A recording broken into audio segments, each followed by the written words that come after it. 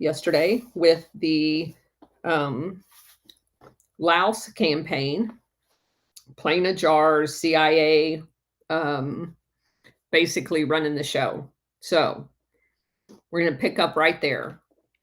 William Sullivan almost missed his assignment to Laos as the ambassador because Maxwell Taylor had wanted him to serve as chief of staff for the new mission in Vietnam.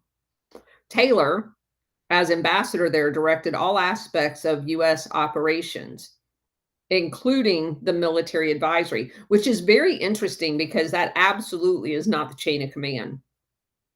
President Johnson had prevailed on Taylor to assume the ambassadorship at Saigon, leaving his post as chairman. That's kind of where we left off yesterday. So, Bill Sullivan could hardly refuse the summons. Taylor was President Johnson's right-hand man, and everybody knew it, which again, I find very interesting. I don't know if you guys have ever thought about this, because when I was first doing the research into the JFK and the assassination as it related to Operation Gladio, one of the things that's very distinctive to me, which almost never happens, is Johnson left all of the players basically in the same chairs.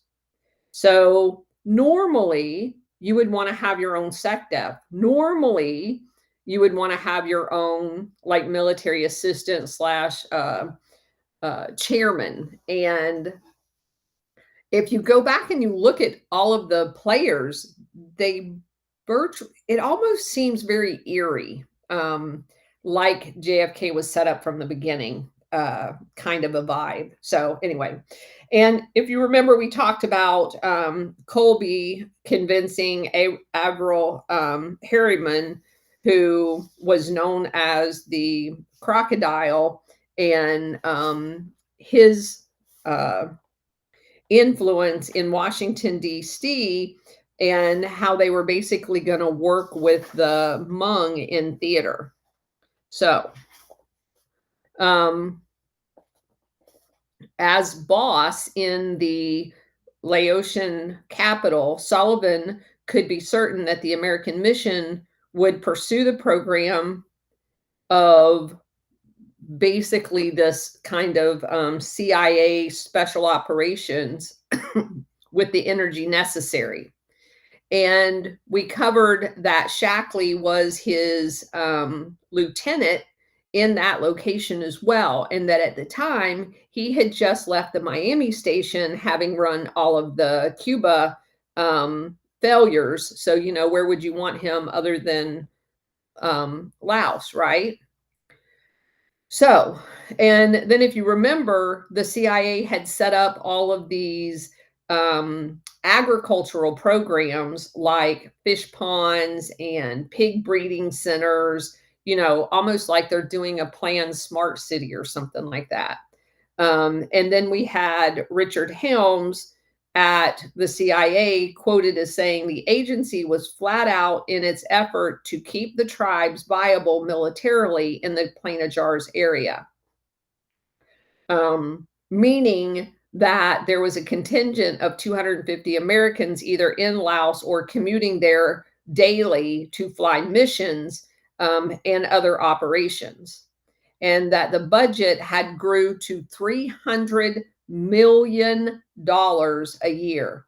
In keeping with covert operations, Sullivan issued strict orders for Americans to keep out of the combat and say that, quote, when I found those orders were willfully disobeyed, I removed the offenders from the country, unquote, which is bullshit. Because if you talk to the Ravens that were flying those missions, they were flying combat missions. The CIA station appears to have taken no action against people like Tony Poe, who was in the middle of it and who suffered more than a dozen wounds in firefights because he was actively engaging in combat. In large part, Air America made it all work. The CIA's proprietary airline is far more extensively um, used for this mission than most people realize.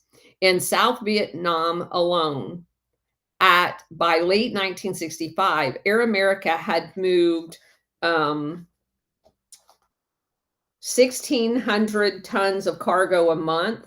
They had over 50 planes, and um, dozens of them were C-45s, 46, and 47s. And they would fly at the height of the missions in the mid 1960s, approximately 2,500 tons of cargo a month.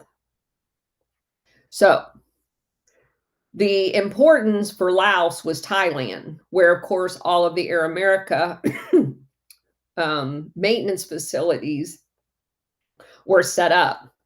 And they were at primarily Udorn, which we talked about yesterday, Bangkok, and Thale. The maintenance was available within the Laos capital as well. And there was a major base for the proprietary airlines inside of Laos. It was there that the transfer of 16 Air Force helicopters in March 1961 that the Air America fleet brought in. In mid 1966, the proprietary aircraft based in Thailand included 21 helicopters, 12 Hilo U-10 light planes, and 20 medium transports. The helicopters were vital for air rescue missions. During the first 2 years, the U.S. Was bombing from Laos. Air America rescued 4 times as many downed aircrew as the Air Force did. Air America pilots were supposed to be flying during their time off from service on regular flights. They were paid bonuses, given tax advantages, and could clear up to $40,000 extra dollars a year by flying with the CIA. And if you talk to those guys, it wasn't like it was extra missions. That was their job while they were there. An especially sensitive base in Thailand was Taklay, Takhli, and it was codenamed Pepper Grinder. They were basically what was referred to as a spook compound, where top secret projects were housed, to include the U-2 and the SR-71 aircraft would land and take off. They also had some specially retrofitted C-130s there. Because Air America owned no C-130s, the Air Force lent it some for their special air warfare from their E-flight at Okinawa. Of 4 Air America crews trained on C-130s in the mid-1960s, 1 was left by 1970.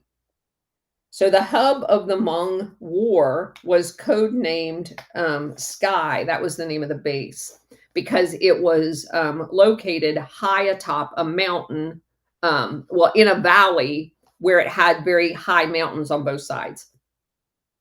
Sky boasted of an increasingly well-developed air base with a long runway, good radio navigation beacons, and all-weather landing systems. They also had air traffic controllers there because it was so busy.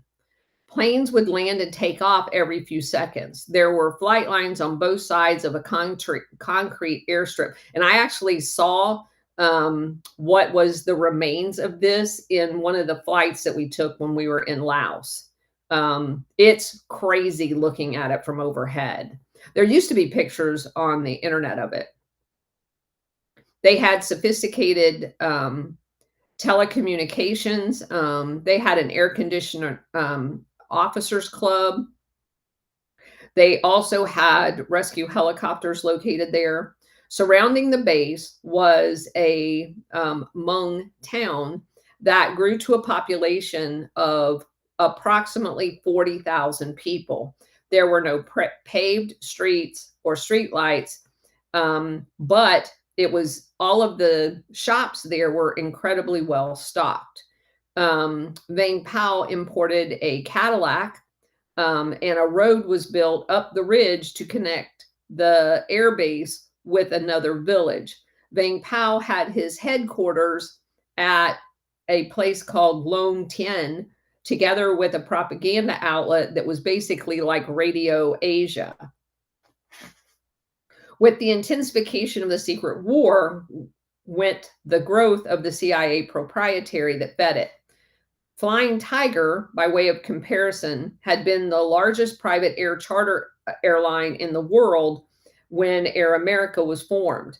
By 1968, Flying Tiger had 28 aircraft and 2,000 employees, whereas Air America had almost 200 airplanes and 4 times as many workers. Now, it's interesting that they use that comparison because Flying Tigers is the basic airline that was set up by Claire Chennault, a retired 2-star general, for Chiang Kai-shek that William Pauly created. Because it's all being used for the same thing. In February 1969, the Air America fleet in Thailand consisted of 29 helicopters, 20 light aircraft, 19 medium transports. This unit alone was larger than the entire Flying Tiger fleet. The demand for air tonnage for the Laos operation led to an anomaly in secret warfare, competition from a private company. An Air America manager was hired away from Continental Air Services, which then sought some of the same USAID contracts. Because of a legal action against Air America monopoly, when threatened to reveal the real ownership of Air America, Continental Air got some of the Laotian work. The company built up a fleet of 21 aircraft in Thailand in 1966, rising to 25 3 years later. In addition, some contract work was carried out in Bangkok by another airline called Bird Air. And that basically was part of the CIA too. We've came across it before. And so why they say that they're competing, if you do the homework and you find out who all was sitting on the boards of these aircraft, they really weren't competing. Air America did a magnificent job. What they were doing was setting up like dual sources of capability in case one got outed in the public. They still had a backup. These are not separate. They're not actual competitors. The attacks in support of the Hmong were also carried out from Thailand by Air Force T-28s in jungle gym type units. A few of the planes were given to the Laotian troops to lend credence to the cover that they were actually doing the war themselves, because they weren't. The T-28 force eventually attained a strength of 100 fighter bombers and was referred to as the 56th Special Operations Wing. This was supplemented by a wide use of the Air Force gunships, which was first the AC-47, later the AC-119, and then eventually the AC-130s, which are the Air Force Special Operations Command models that have the guns mounted to the aircraft. In all of these activities, Thailand played a vital role, one established at the beginning of the 1960s. The chief of the CIA station there at the time was a guy by the name of Robert Jansen, whom Desmond Fitzgerald once called the greatest single asset in all of Southeast Asia for the United States. And we ran across him before as well. With help from the ambassadors, Alexis Johnson and Kenneth Young, Jansen encouraged the Thai to assume a cooperative attitude. And the Thai responded not only with supply ports and air bases, but pilots for the T-28s and contract agents for the CIA on the ground. Now, it's been a couple of weeks since I read through this chapter. I thought this part was hilarious because obviously the author at this point in the story, they just miraculously was helping. Yeah, no, that's not how it happened. Because if you guys remember in the other books that we've read, The Thai National Police was bribed, and the general that was running it was paid $35 million to have air and sea ports accessible by these people. It wasn't because they just was cooperative. They were paid to do it. In 1964, the Hmong units cooperated in an ambitious counteroffensive during the rainy season, attacking the eastern flank of the Peothan Lao on the Plain of Jars, called Operation Triangle. The offensive was possible only because of an American airlift that was so substantial that it had to be approved at the highest level of the Johnson administrations. With Air America and the T-28 combat air support, the forces regained critical positions on the Plain of Jars before the rainy season ended in November. The retreating Peoth and Lao and the North Vietnamese troops were repeatedly ambushed by the Hmong. Operation Triangle set the pattern for the remainder of the war in Laos. In the dry season, the Peothan Lao would attack. When the rains came, the Americans would counter that attack. American support was coordinated by the embassy's shadow office called the Requirements Office.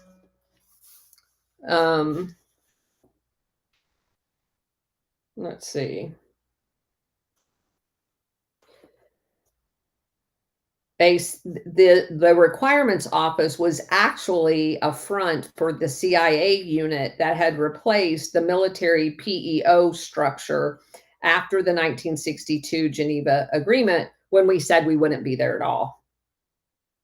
So the opposing units, the ones that we were supporting, was participating in attacks that would first be sent to Thailand for special training to circumvent the Geneva prohibitions from us training people in Laos. You know, we just lie about all of it. For the first part, the North Vietnamese soon were permanently maintaining 2 full divisions in northern Laos, which was the whole point of the exercise. In addition to having security there to protect the poppy, they wanted a distraction for the North in order to be able to do what they wanted in the South. Apparent success in 1964 and 65 pleased Washington. The Hmong program was something of a showcase. To show his appreciation of the Laotian effort, LBJ received Pop Buell, Buell, the guy we were talking about yesterday, at the White House. By the end of 1965, USAID was reporting that on its $1.6 million investment in the Village Health Program, it was funding 140 hospitals and dispensaries, serving 150 patients a month, and had trained 268 medics in the last fiscal year, because they're killing everybody. Nothing like bragging about your medical setup when you're bombing everybody, mining everything, dropping napalm, and creating your own patients. Training work was contracted out to the Filipino health organization called Operation Brotherhood, who had worked in Laos but was being paid by the CIA front company called USAID. One aspect of the Laotian War that was not going so well was an attempt to seal off the borders of South Vietnam.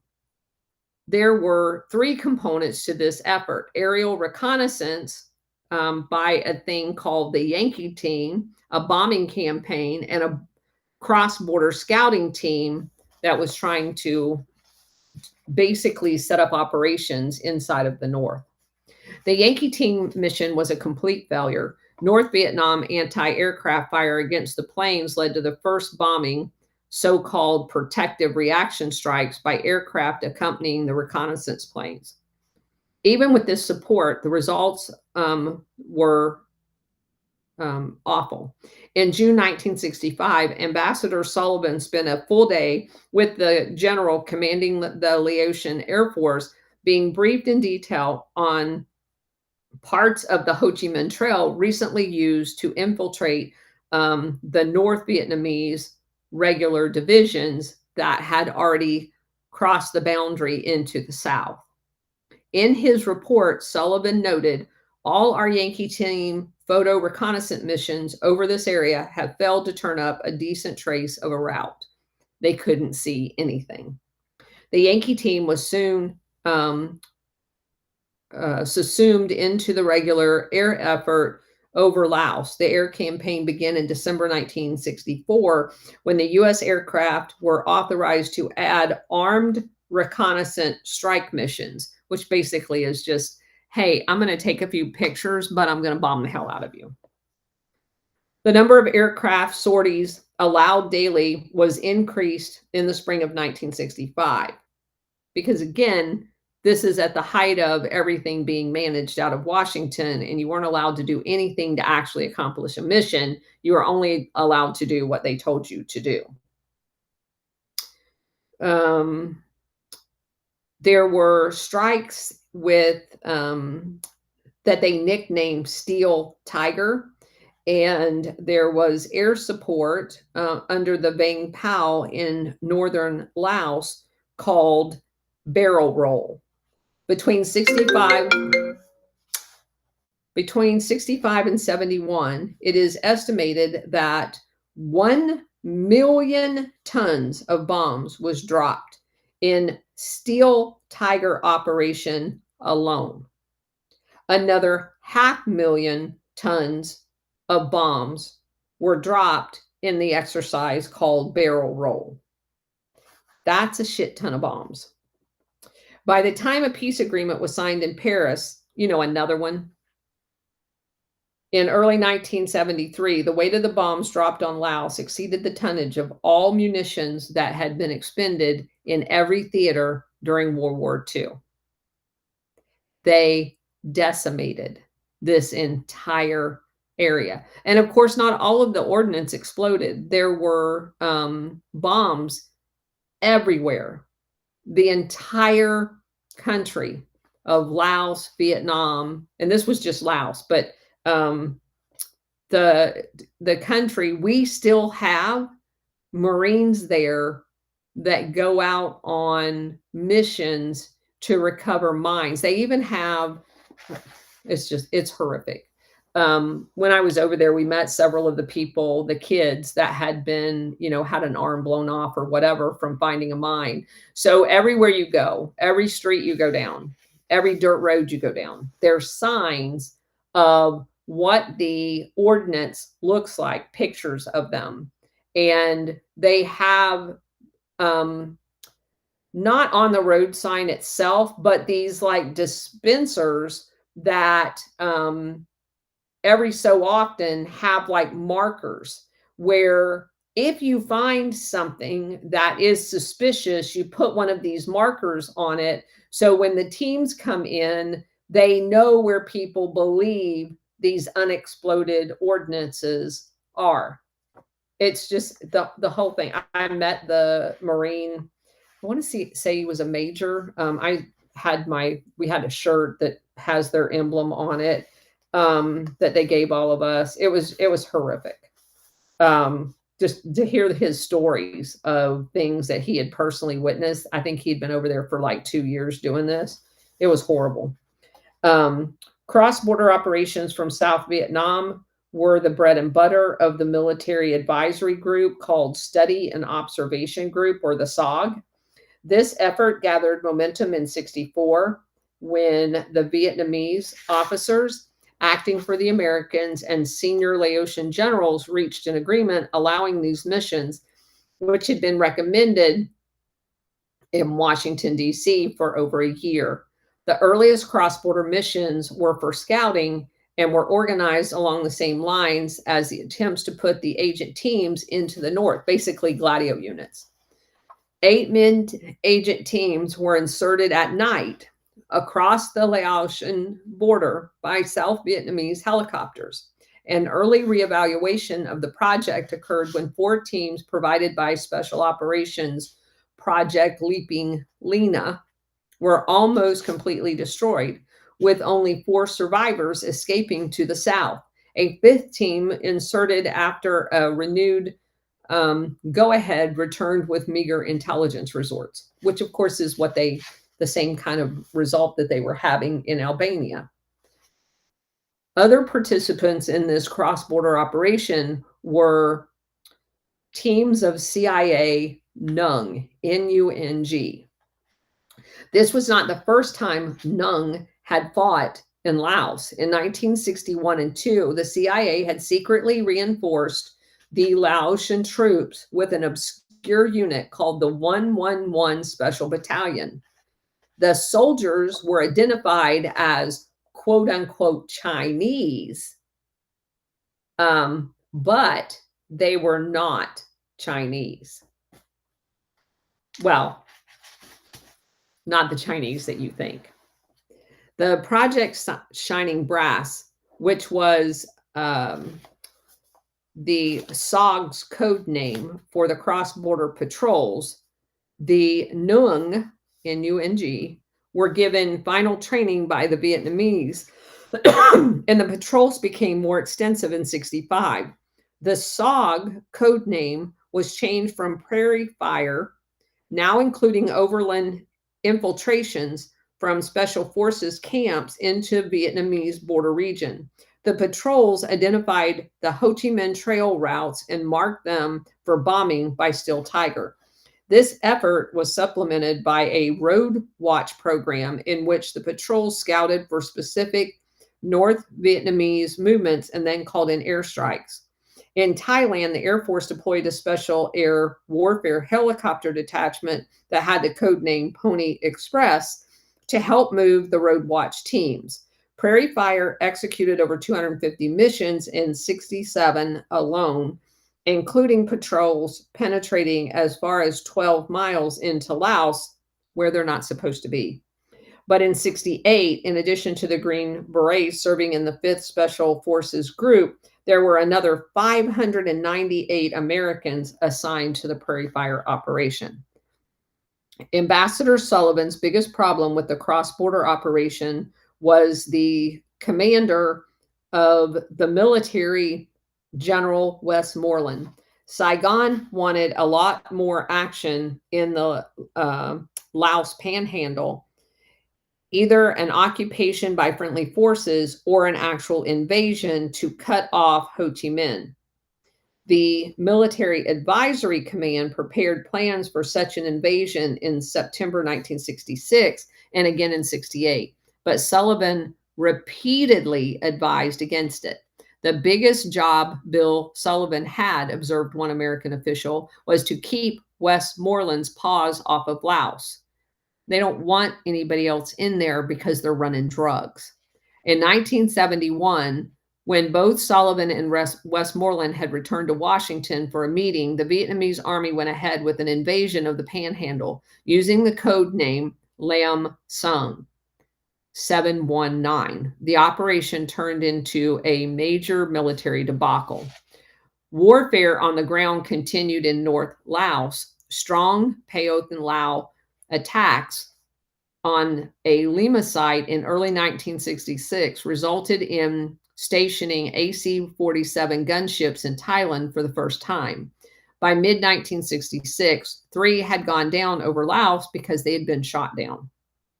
Americans in Laos began to collect hostile fire pay beginning in January 1966, when they're not supposed to be there. That was also a peak of sorts for the Hmong, whose New Year celebrations that month was attended by the King of Laos and a diplomatic corps.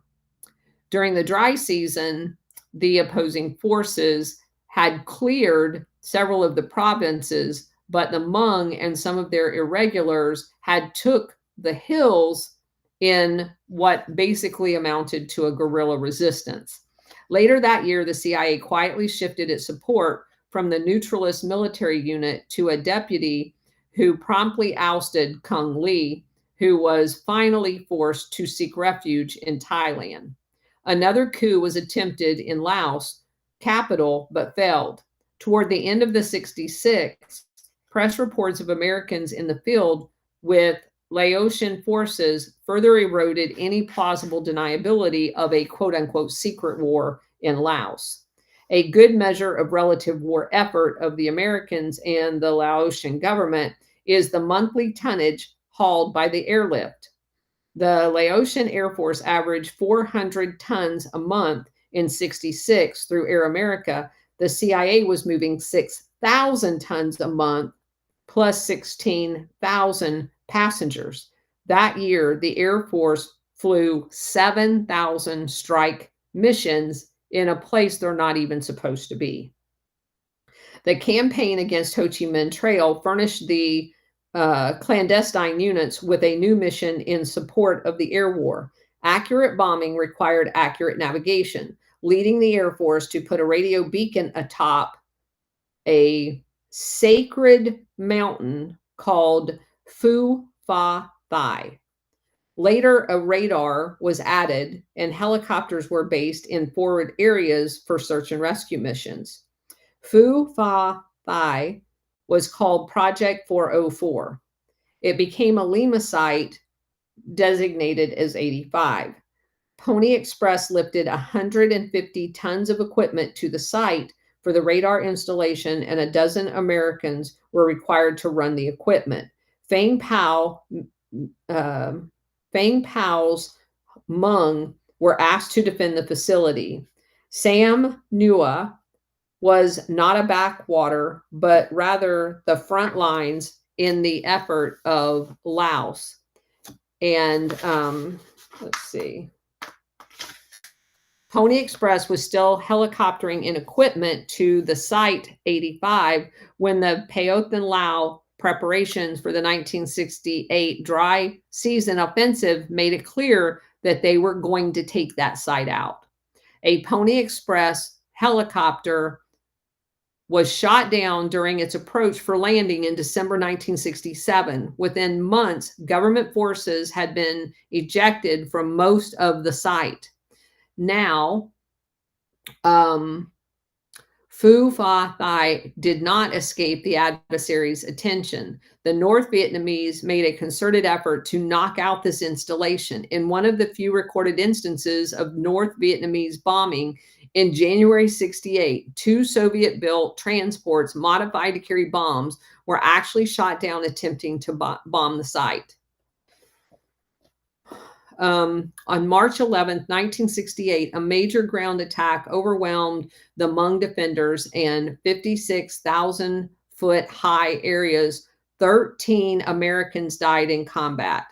Now, if you guys look that up, I'm going to fail my professional military education quiz here, but the chief that they were trying to rescue him during the attack. And the chief that was like the last guy, he ended up being the Medal of Honor winner. And I'm not going to remember his name. But when you're an airman, when you're a junior NCO and you're meeting the boards and they test you on your military history, it's something Berger, I think is his last name, like Lineberger. It's coming back to me. That was always a test because he was so significant in Air Force history as far as his efforts of trying to save everybody at that site. Incredibly sad. And they weren't even supposed to be there. The spooks had Laos wired for sound and filled its air with photo reconnaissance planes. In at least one case, according to Ted Shackley, CIA even had radio beacons planted in the Pathan Lao units and could monitor everything. The Military Advisory Command intelligence estimates show that between December 1967 and August 68, the combined strength of the opposing forces increased from 51,000 to 110. So The longer they're fighting, the more opposition they're having with the local population, which is inevitably what happens because we're not supposed to be there. The Northern Vietnamese contingent comprised another 34,000 combat troops, 6,000 advisors, and 18,000 support troops. The results of the campaign were ominous. Within 3 months, the Hmong had driven once and for all from the Sam Nua Valley area and from points around the Plain of Jars. Between January 10th and 15th, Air American Pony Express helicopters joined hands to lift over 5,000 people off near Sam Nua. Another evacuation reduced losses in the fall of the Lima Site 36. 34 airfield sites were lost in these operations. Air power was the American response, more specifically, constant support from AC-47 gunships from the 14th Special Operations Wing. The unit's operation officer, Colonel William Ginn, Ginn Jr., met with Vang Pao to explain the air support system and promised that no more Lima sites were going to be lost. The Hmong had given strobe lights to identify their own positions at night, enabling the gunships to suppress surrounding areas to keep them safe. North Vietnamese attacks failed in May, but again in June, Lima Site 108 was overran, necessitating another air rescue. Vang Pao did not lose many more positions and even managed to recapture a couple. Even Bill Sullivan's powers were taxed by the demands of the meeting in 1969 during the dry season offensive. Quote, "There wasn't a bag of rice dropped in Laos he didn't know about," unquote, said William Bundy of Ambassador Sullivan. But in the capital of Laos, there was which is where Sullivan was and had been for now 4 years. In the spring of 1969, the new Nixon administration recalled the ambassador. Sullivan was disappointed to learn that he would go back to the same Vietnam Interagency Committee that he had left in Washington. In Laos, the embassy team was not quite the same. Ted Shackley moved over to Saigon as chief of station there, because that's about the time they were fixing up the Phoenix program. His place was taken by Lawrence Devlin, one of the members of the Congo Lumumba assassination. He's the guy that drove Lumumba around for 2 weeks in his trunk dead. And G.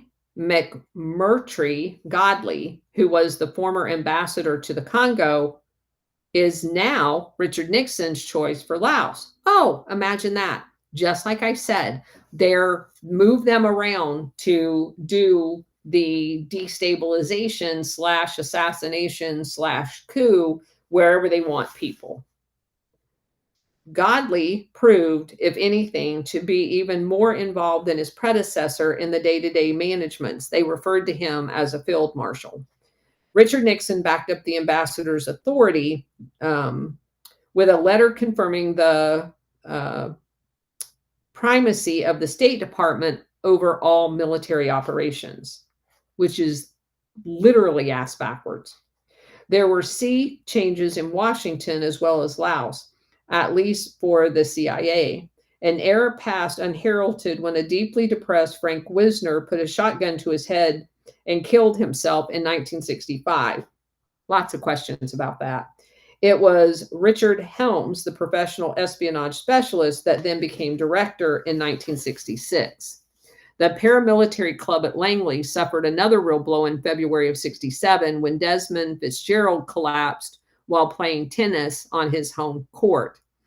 The director of plans was awarded a posthumous National Security Medal, but his replacement was Thomas Karaminins, a Helms protege from the espionage crowd. The secret warriors could no longer count on the same support from the highest levels of the CIA.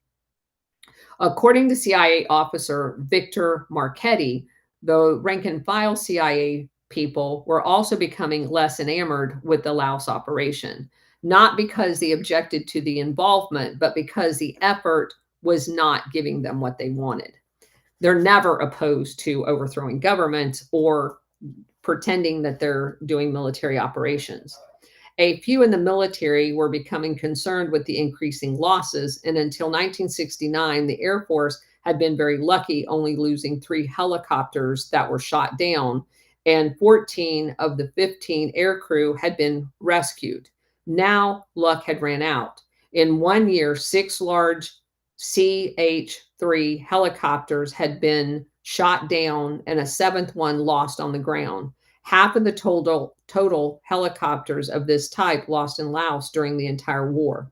Perhaps the sudden amount of losses had something to do with the change of heart, a most important one that occurred in the United States Congress. Political sport was gone.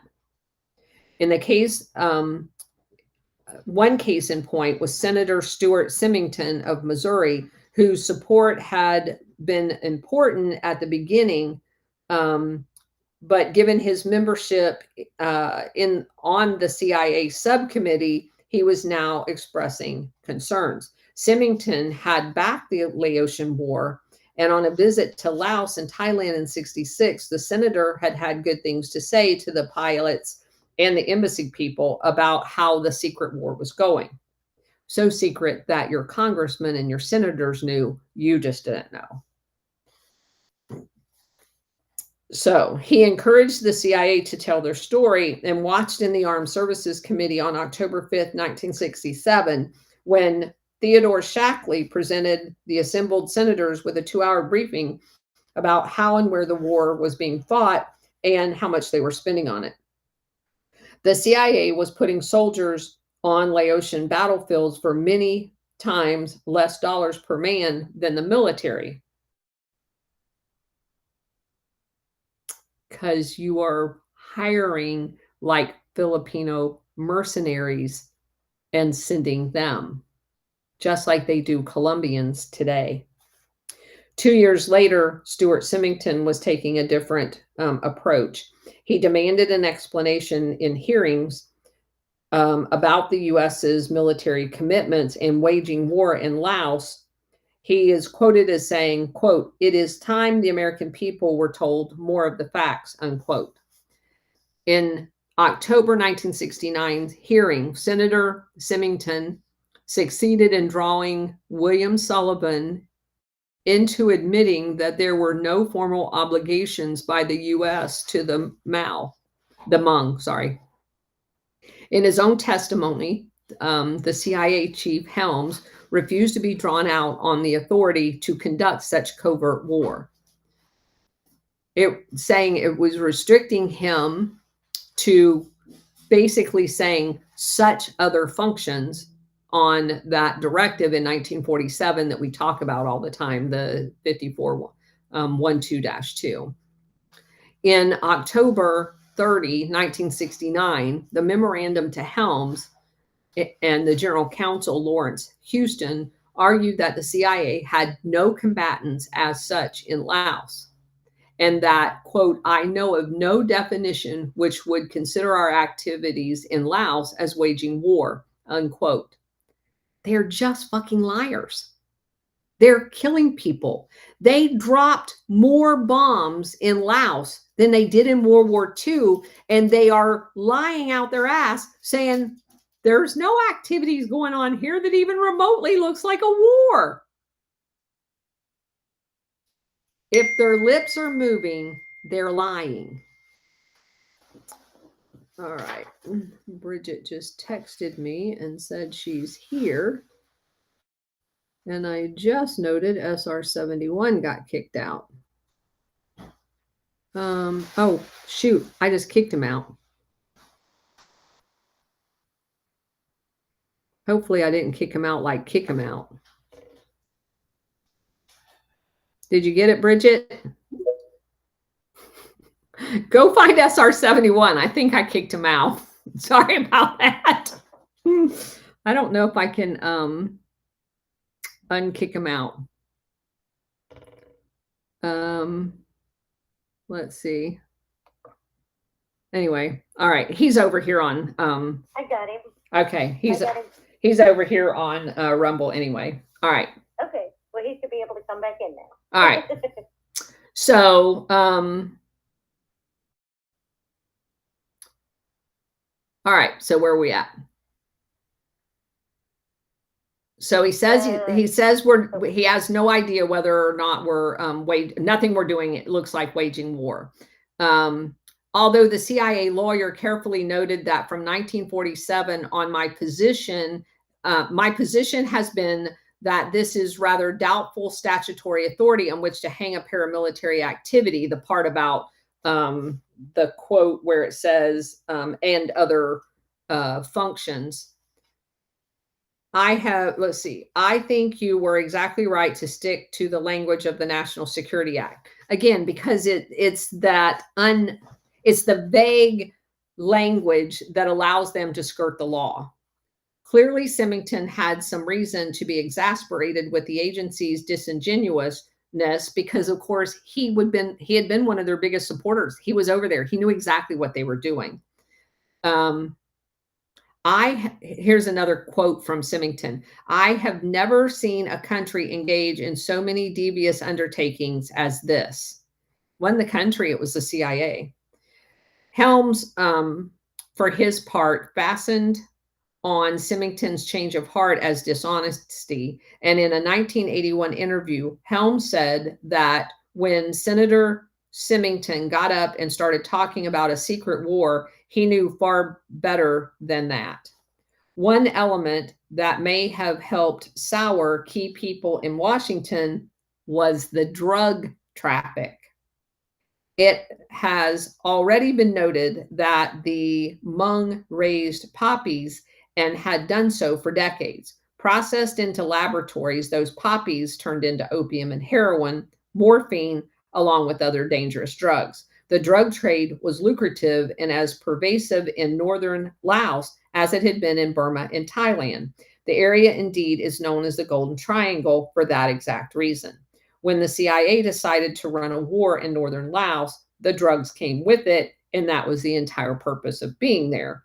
The Chinese from Burma, meaning Chiang Kai-shek, bought some of the poppies and moved them across the border in caravans. The Thai bought. This author wants us to believe that it was all those surrounding countries that bought all this shit and it wasn't the CIA running all of it.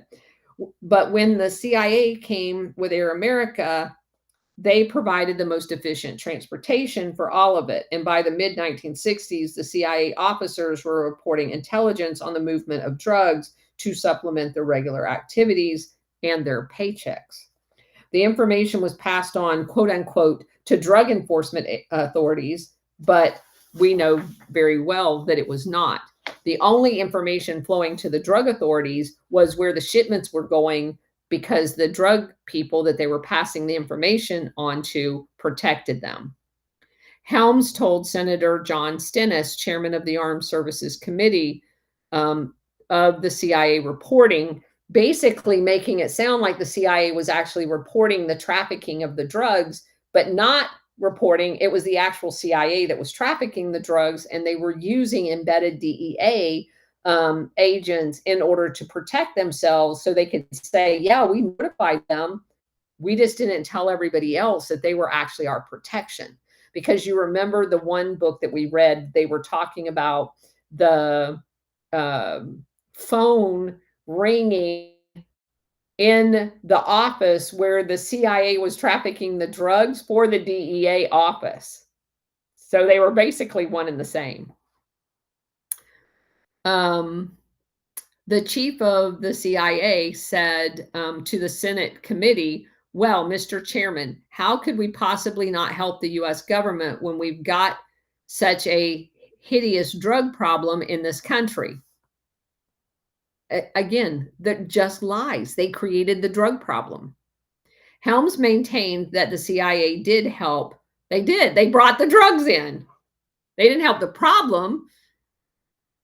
but its attitude was ambivalent at best. Tony Poe, for example, threatened to throw out of his plane anyone carrying drugs, but he did nothing about the caravan traffic or drug laboratories in the sectors where he was in charge. Nor could the CIA do anything to prevent the Hmong own use of drugs.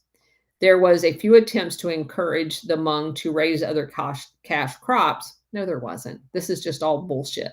Air America had a policy against smuggling on its aircraft, which is hilarious. They didn't have a policy against it.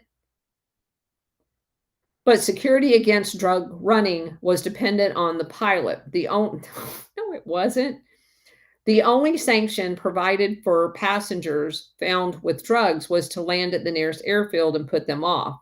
When the Air America crews themselves were running the drugs, there was nothing to stop them. Not until early 1972 did the CIA proprietary even set up an inspection service, which was something that they basically got bullied into doing, but it didn't actually change anything.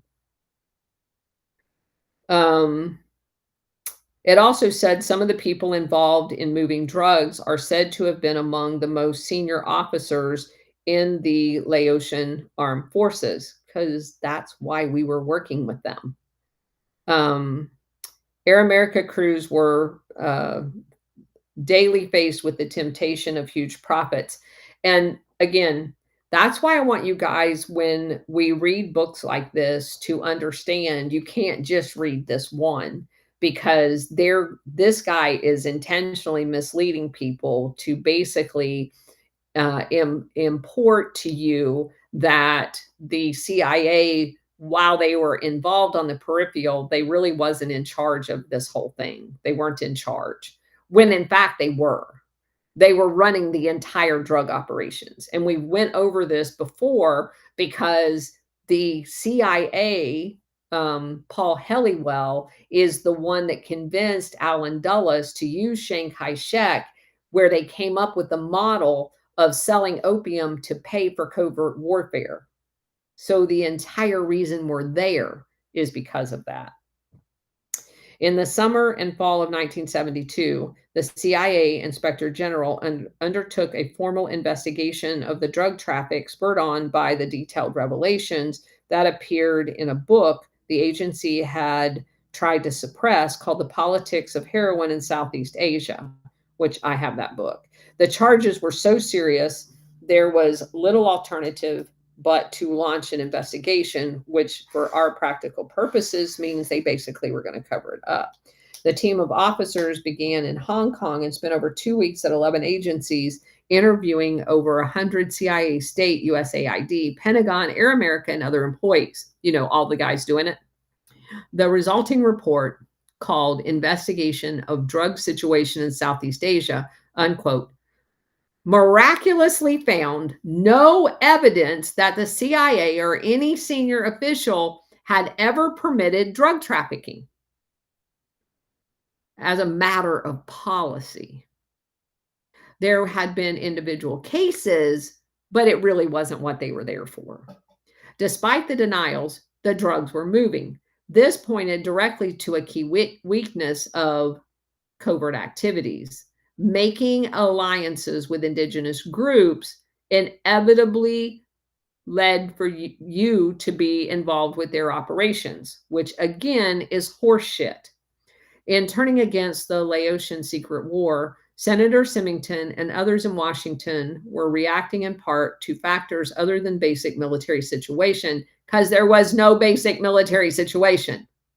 Drugs had been a major problem in the United States, but they had gotten progressively worse, and there was no denying what was going on. And the more involved we got in Southeast Asia, the more drugs resulted. But also, something that this author obviously is not aware of at all is that, just so that you guys remember, this is exactly the time from 70 to 72 that Richard Nixon did his quote unquote war on drugs and was working hand in hand with the president of France to massacre the Corsican mafia. Now, just so that you guys know, here's the flow. Drugs, because France was in Vietnam before us. So they basically still kind of had a grip on, uh, well, they had a grip on the source. Now we're in control of the source, but they still had the only lab that was around that um, produced the highest quality of heroin, called Number Four. And that was in the Corsican mafia controlled city of Marseille. And so that was kind of a sticking point for the CIA because they wanted the Corsican mafia out of the heroin supply coming into America. So they wanted to be able to copy what was being done by the Corsican mafia and set it up in Sicily, Italy, under the mafia there. And so the quote unquote war on drugs was actually the war on the CIA's competition in France. And so over 300 mafia people were assassinated, like just literally walk up and blow their head off with a gun, one after another, after another, after another. So that happens, and the guy that was the chemist that had perfected this, they had basically kind of infiltrated his network and got people as apprentice. So they were trying to do trade secrets and all that other stuff in order to be able to get it as close as they could to the way he was doing it, because that was the preferred source. And so once that was done, and now we control Laos, Cambodia, Vietnam, the Golden Triangle, we are able to capture all of the heroin flow into the United excuse me, into the United States. And as a result of that, the CIA's down in South America setting up the alternative, because by this time we've acknowledged that we're not getting Cuba back, because that was the staging place. They were setting up all of the cartels to run the drugs in across the border, which of course is why Reagan never secured the border, or Nixon or Carter or anybody else. They weren't allowed, because the CIA has been running the show all this time.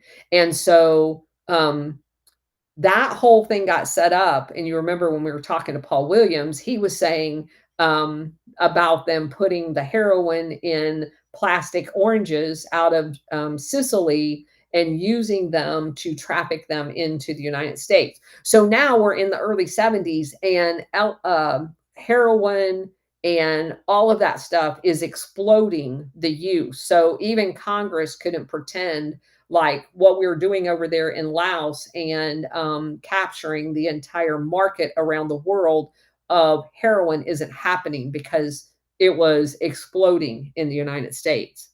And the more of a tight grip we got on the network via the CIA, the worse the problem got in the United States.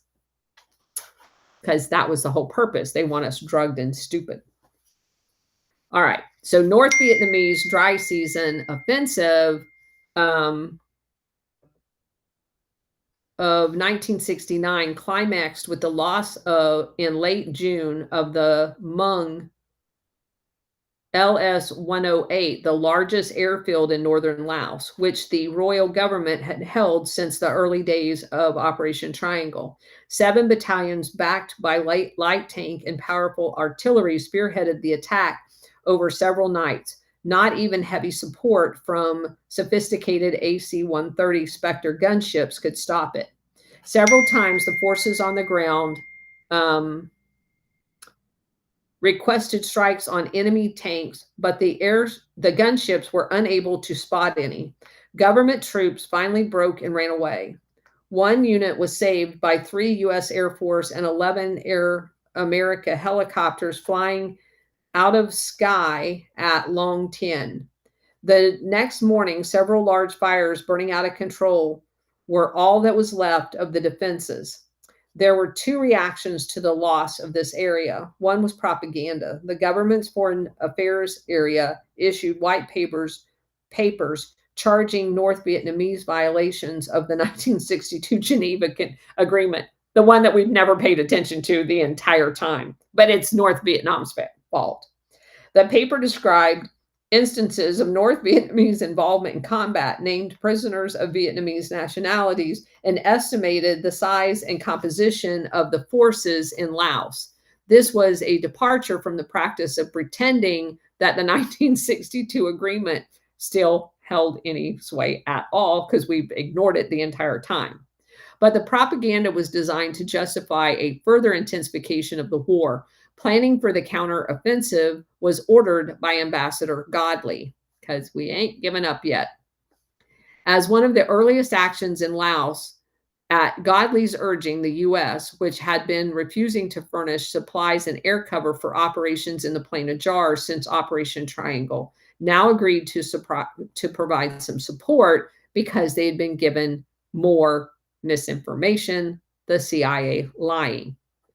Several of the largest towns on the plain was targeting and were now being destroyed by bombing. The offensive onto the high plateau was to be carried out by the Vang Pao's clandestine units. Vang visited the Laotian capital to coordinate plans for the attack, which drew the code name About Face. In August, the secret army moved north, and Air America helicopters lifted the Hmong Special Guerrilla Forces to key points. Vang Pao was chosen because of the Laotian army, though comprising 50,000 troops, lacked initiative and offensive capability. Vang was, moreover, a character whom the CIA trusted. In 1968, as a gift, Vang Pao gave President Johnson a flintlock musket that the Hmong had it was an antique. On 2 occasions, the Americans rewarded Vang with secret visits to the U.S. On one of those trips, Vang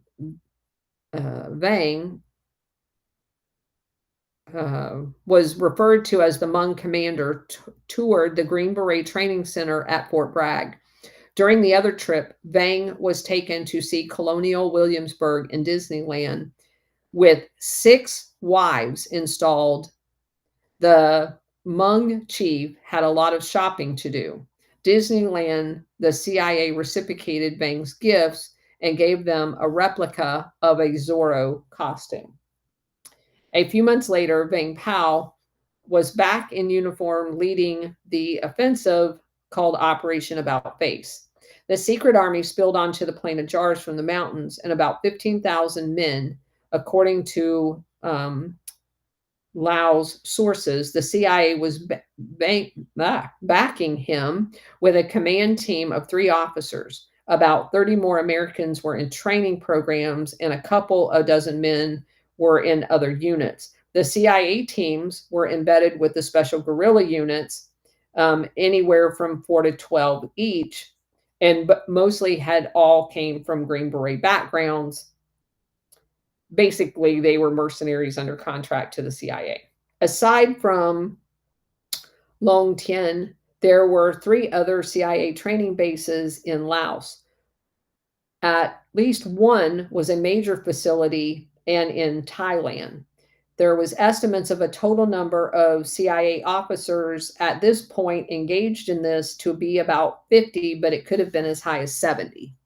There were also military attaches that were involved, and the Hmong army, with its American support, was fabulously successful. By the end of September, they had advanced practically to the border of North Vietnam, recapturing the Hmong bases along the way. At a critical juncture of the campaign, the Vang Pao dressed up in his Zorro suit to visit the Plain of Jars. But the success was deceptive. Operation About Face proved to be the high water mark of the Hmong in this secret war. In their next dry season offensive, the Paotian Lao and North Vietnamese went straight for the clandestine bases. Both on the Plain of Jars and the mountain strongholds were threatened. The secret army was not what it had used to be, increasingly employing Thai mercenaries contracted by the CIA. They did not have the same commitment because they had already went through so many of the Hmong people through all of this fighting. First to go was the Plain of Jars. They lost it. Vang Pao himself, with 1,500 troops backed by artillery, was forced out of the area. This loss was an important indicator to reflect the sagging morale of the Hmong in general. The government claimed 6,000 North Vietnamese troops had attacked the town. Most of them had, in fact, been diverted carrying supplies. Actually, the Hmong had retreated before a force led only by 400 Vietnamese. Equipment left behind included all kinds of crap that the CIA had supplied them with. They just took off running. They included cannons, recoilless rifles, Russian-made tanks, 7 trucks, and an American Air America helicopter pilot, J.C. Murkey of Fort Worth, Texas, was killed by sniper fire on a supply ferry flight into the Plain of Jars.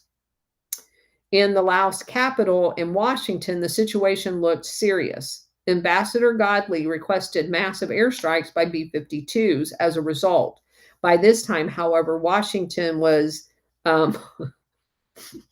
not interested in supporting the quote-unquote secret war anymore, which is literally not secret anymore. Symington was pressing for a release and a full transcript of the meeting that they had already had on Laos, so that it wasn't going to be secret at all. The Nixon administration sanitized the transcript so heavily that it was misleading, where Symington refused to issue it. Thus, Godley's request for airstrikes came in the midst of all of this political charged situation. Fearing leaks from the Pentagon about the B-52 in Laos, Secretary Marvin Laird, Secretary of Defense, instructed his representatives to oppose the B-52 in order to create a record of rejecting the option. Even if they later did it, he wanted something in writing that he could say gave him plausible deniability. Secretary of State William Rogers also opposed the plan, but according to Henry Kissinger, the national security advisor for Nixon, Laird wanted the strikes, but within the purview of it being secret, so none of it fell back on him. Cowards. The growing congressional opposition and increasing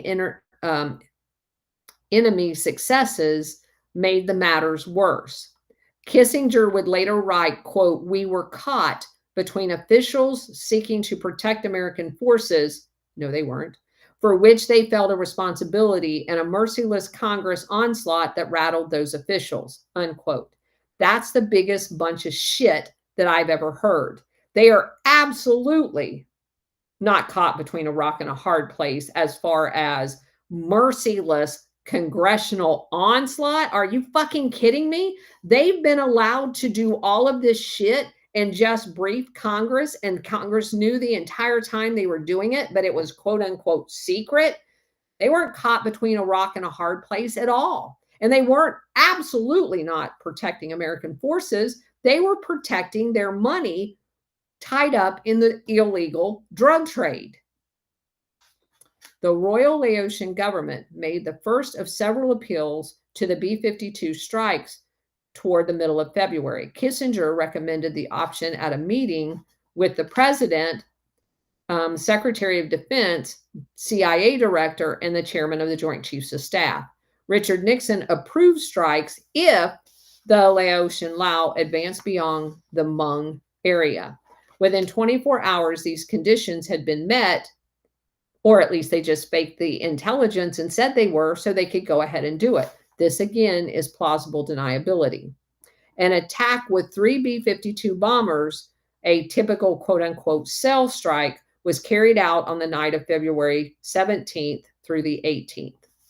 More followed. Yet a few days later, the Vang Pao relinquished his last position on the Plain of Jars. Strikes by the B-52 were enough in Kissinger's phase to trigger the domestic outcry.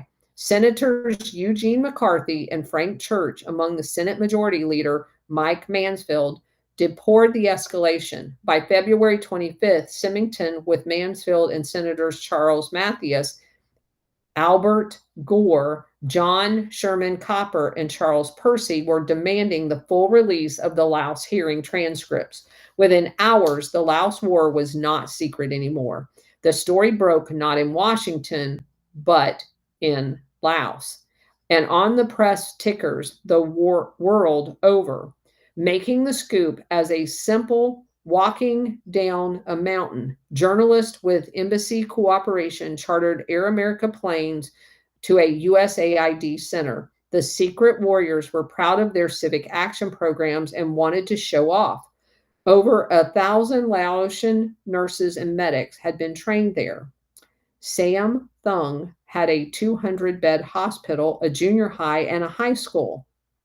But 3 journalists were much more interested in the main base of the clandestine army. The 3 reporters walked out of Sam Thung, then down the trail, leaving behind the larger party. One of the reporters, Tom Ullman, a stringer for the New York Times and the Bangkok Post, actually walked into one of the secret army's main bases and watched 2 hours before being challenged by a Laotian colonel, then questioned by Americans. The other reporters, Max Kofit of a French newspaper and John Sarr of Time Life, were taken into custody and all placed on a plane to Laos capital. Ambassador Godley was furious. The American mission has lost any interest in helping out because the press. It is too late to halt revelations. However, Altman filed a dispatch to the LA Times. For the first time, the base had been observed by outsiders. Landings and takeoffs from the Lima sites were clocked at 1 a minute. On the apron were about a dozen transport planes, 10 light planes, a dozen unmarked T-28s, these observation planes, and 3 large helicopters. Air traffic was so intense that planes and copters had to form a holding pattern to even land. The reporters wandering at will through the base counted scores of windowless buildings sprouting numerous radio antennas. There were tall men wearing civilian clothes but carrying automatic weapons. Allman became convinced their nationality when he discovered the base had an air conditioner and that it was American officer clubs with panoramic glass windows.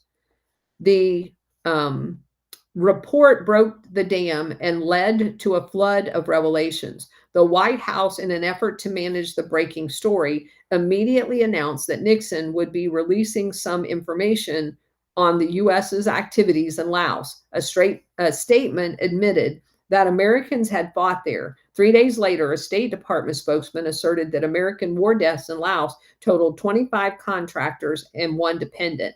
A reporter then wrote of a military fatality, Captain Joseph Bush, killed on February 10, 1969. In rapid succession, the press revealed several other incidents where Americans had been killed, including radar base at Phu Pha Thai. The Nixon administration countered with a new statement after a search of the records that 200 Americans had died and 193 were still missing. Numbers of Americans in the country was put at 228 military, 388 government employees, and 424 contract personnel. In the Senate, Symington asked the administration to bring Godley back to testify in front of the Committee, Foreign Relations. The chairman, William Fulbright, went ahead and put on the record some information that the administration had been trying to keep secret. The CIA chief, Helms, had admitted to testimony that the CIA used USAID as cover in Laos. Fulbright added that recruiting and training of soldiers and native agents was handled by the embassy, while the mysterious Special Requirements Office handled logistics and military aid. Further details was added to the record in April 1970, when continuing political pressure forced the administration to relent and release the 1969 congressional testimony. Any chance of limiting the damage was lost when Nixon ordered an invasion of Cambodia. Because, if you want to avoid one problem, create another. Further Laos hearings was scheduled by the Senate Foreign Relations Committee. Angry senators ruled out allowing Nixon's officials to testify in executive session. This record would be in the open. These political events, plus the military developments in Laos, marked the final shift in the tide on the secret war. Nowhere was deterioration more apparent than among the Hmong and the refugees that suddenly tripled. The North Vietnamese seemed to be everywhere all at once and capable of doing anything, to include the plain of jars. There was panic everywhere. An evacuation was hastily ordered. Some 110,000 Hmong sought refuge, carrying out whatever they could. Sam Thung was abandoned with most of the civic improvements that the Hmong had gained in a decade of war. Large new refugee centers was improvised. The Long Thien, for the first time in the Hmong War, the base had to be prepared for defense. Vang Pao reduced his headquarters by sending administrative elements elsewhere. Air America was at the center of the action. From Sam Thung, it flew out 16 Americans, 200 hospital patients, and over 2,000 Hmong. The CIA proprietary also brought reinforcements into Vang Pao, 2 battalions of Thai contract mercenaries. The U.S. Air Force itself began daily flights to Pepper Grinder and to the Sky location with C-130 gunships. This, an exception to the usual rule, the Air Force planes could be flown by Air American crews. One of the Air Force Hercules transports went down in April with 13 Americans aboard, the only aircraft of this type to be lost in the Laotian War. In fact, North Vietnamese threat was less than it had been. Of their 12,000 troops, fully 10,000 were working to move supplies forward. The assault force was basically only 2,000 soldiers, and they were more just kind of setting up occupancy in this territory as opposed to attacking. The Vietnamese dynamited the houses used by Americans, burned down the hospitals and the USAID warehouses, and then they left. After a few weeks, the Hmong reoccupied the place. That summer, Operation Leapfrog, the secret army regained some of its lost territory, but the pendulum had swung. Vang Pao was no longer successful in defending any territory that was challenged.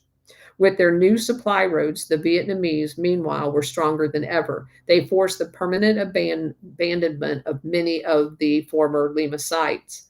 The Hmong forces had begun irreversible decline. An army with a strength of 27,000 sounded formidable, but the proportion of the Hmong had fallen to only about 20%. The rest were Thai mercenaries. The Laotian officers were basically less literate because, they went through quite a few of them by this time. Naturally, the Americans did not stand by idly through all of this. The CIA did everything it could to shore up their old buddies. By this time, the Laotian capital CIA station was under the command of Hugh Tovar, Tovar. Devlin had returned to Langley as chief of the African division. Yay, more coups there. The OSS veteran Tovar had been parachuted into Laos once already at the end of World War II, the kind of activist the CIA seemed to prefer in Laos. Tovar had been a chief of station in Indonesia in 1965, which would have been right after they killed Kennedy when they were beginning the overthrow of Sukarno. Tovar, so he had already couped one government that we know of. Tovar helped maintain the warm relationship between the CIA and the Indonesian military, which was responsible for giving the U.S. access to a wide range of information. Together with Ambassador Godley, Tovar had at his disposal more resources than had been devoted to Laos before. The disclosure of the secret war had led Nixon to put Laotian military aid back in the Pentagon budget, thus openly funding the war and increasing the amount. The fiscal year 1971, the US expenditures was going to amount to 162 million for military aid, 52 million for USAID, and at least 70 million for the CIA. So don't think that they were going to stop when they got caught. No, they're just going to fund it with your tax dollars. All of the above board, overtly, all of the money could not make up for the Hmong's decreasing support. The CIA further contributed to Vang Pao's political difficulties by sanctioning the use of herbicides against the poppy fields after 71. Enraged Hmong, let's see, basically, some of the people were disenchanted by that. In late 1971, Senator Symington sponsored an amendment to the appropriation bill that set up a ceiling of 350 million for all U.S. funds spent in Laos. So it's not like we're not going to do it. And we've already violated every accord that we said. And Symington, who supposedly was the good guy outing it, is now funding it, just to keep clear on what's going on here. So this same level stayed until 1972. It was even increased in 1973. And supposedly we were in 1973 at the peace table again, because that means something, which it doesn't. It means nothing. Vang Pao was one of the biggest losers in the negotiated settlement, which ended Americans' air support of his secret army, which isn't secret anymore.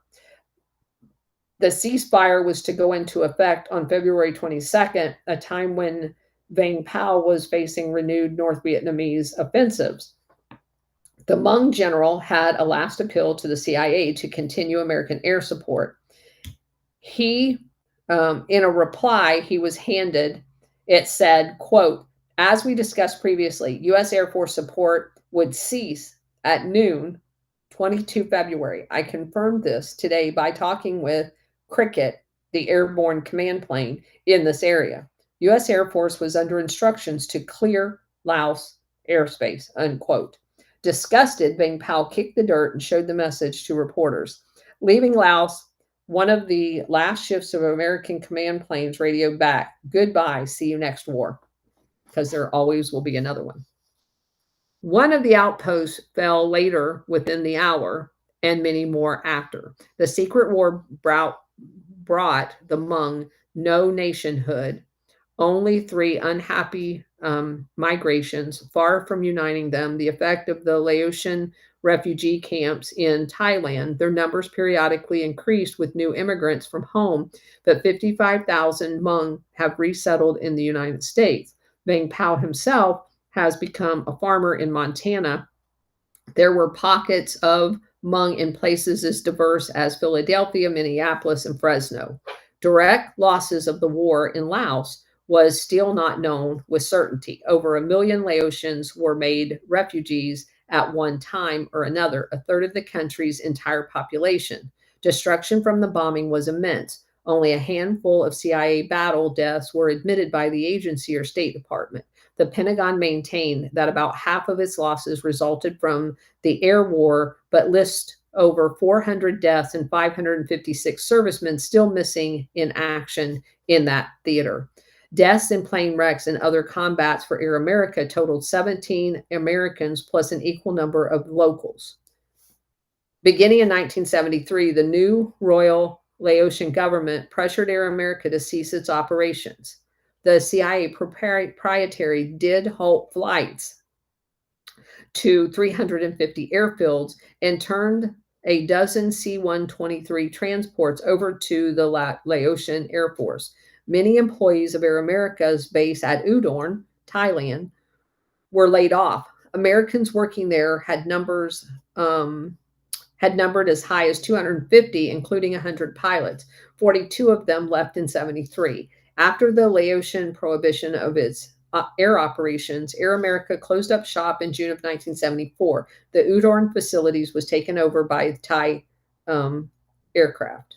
The result of the CIA's postmortems on Laos was not known. One view has been furnished, however, by Douglas Blaufarb, Blaufarb, a senior CIA official with a long record in Laos and Vietnam. He defended the Hmong against press criticism when he served at the embassy in 1971 and continues to believe that the tribe had a right to fight for a future and that the struggle was misunderstood by the US, and precisely because of its secrecy is why it was misunderstood. This entire thing to me is so frustrating. Um, we didn't give a shit about the Hmong, just like we didn't give a shit about the Kurds. We use these people. We use these people as human shields and excuses to get what we want, which is drugs. Not we, as in the CIA.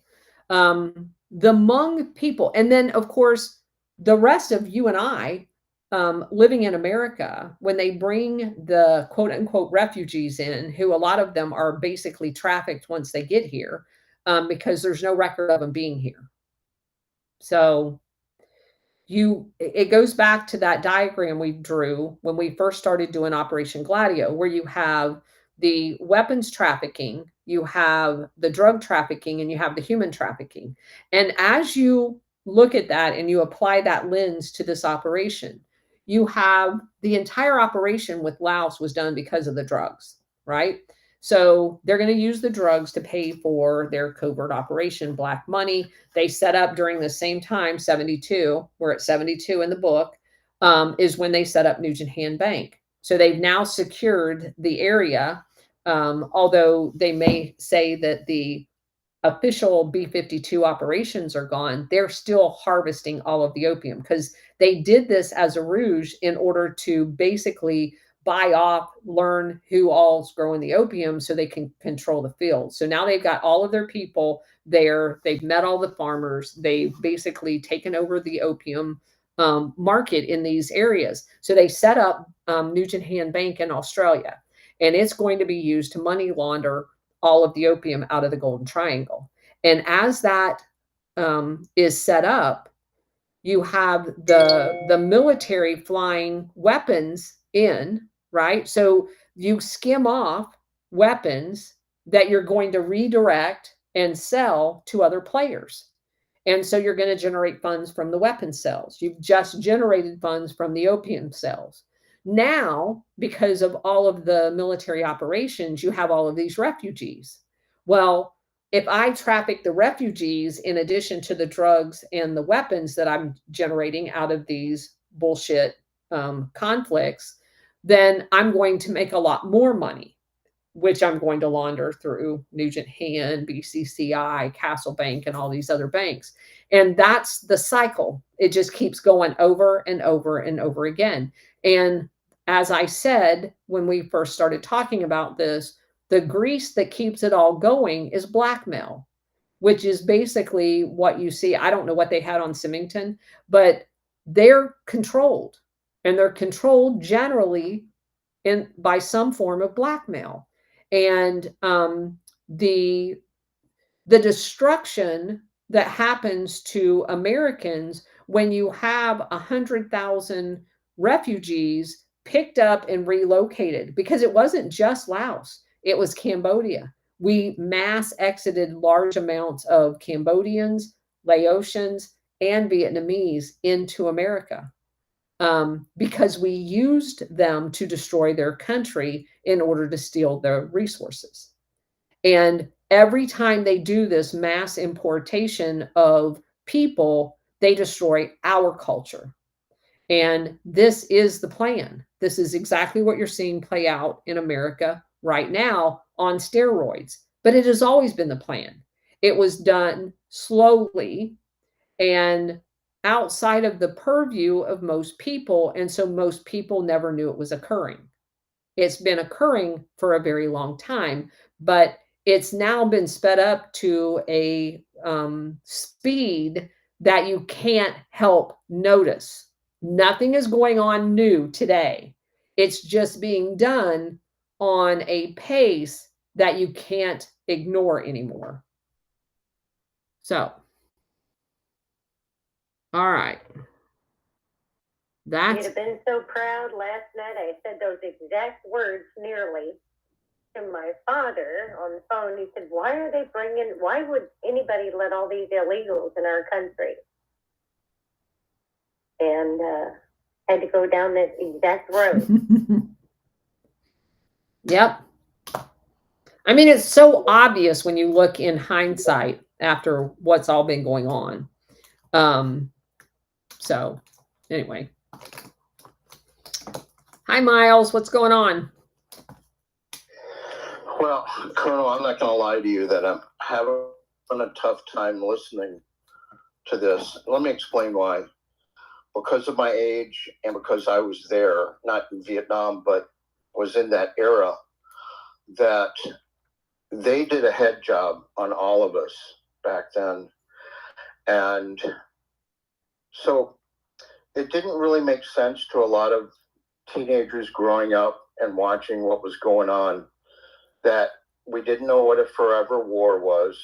That's not what we were taught in the history books. You know, we went into a war and we won. So it just kept going on and on and on. And we didn't understand why you had to have a draft for a conflict. That's what they were saying. It was a conflict. It wasn't a major war, world war. And, you know, you were put on like a lottery.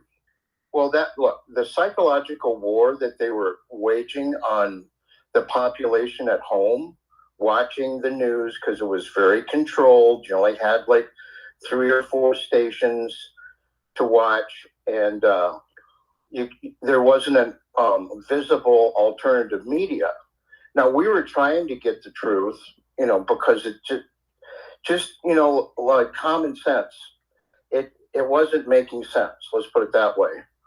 So I'm admitting to you that even though I didn't go into battle or anything like that, the psychological war that they were running on our military and what was happening over there, it really devastated a lot of people, because even if you weren't there, you were touched by what was happening there with your friends and relatives and stuff like that.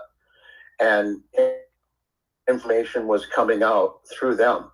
And they even set it up where they divided us against our military when they came home. That was horrible what they were doing. Yeah. So let me just, on a lighter note, this is kind of funny. I don't know if you're familiar with this, but China had a little conflict going on after the Vietnam War. Once we had pulled out of there, they went into North Vietnam, and I don't know if it was a border dispute or what the incursion was about, but I'll never forget this. On PBS, they had I think it was a weekend show. It was kind of like a Celebrity Jeopardy about the news, current day events. And I was watching it one day, and they asked the panel, I can't even remember the person on the panel. They said, "Oh, when do you think that China is going to withdraw from North Vietnam?" And off the top of their head, they said, "Well, if the Chinese knew anything about withdrawal, there wouldn't be 1 billion of them." Oh my God. Okay, that's not funny. It's not funny. Oh my God. Okay. Question. Yes. Do you think the reason why they did pit the war, so to speak, as Mal said beautifully, against our trying to divide us against each other, was to keep the people coming back from the Vietnam War from talking about what happened during the Vietnam War? Because I know from my own experience with, I have relatives that are Vietnam War vets, and my husband's brother was, and none of them whatsoever want to talk about anything having to do with what happened over there. So that is very much the case. You know, you have to go back and look at it in its entirety, right? So you had first the Hollywood music industry, the destruction of any credibility that the anti-war movement had. So basically, that was propagandized into oblivion.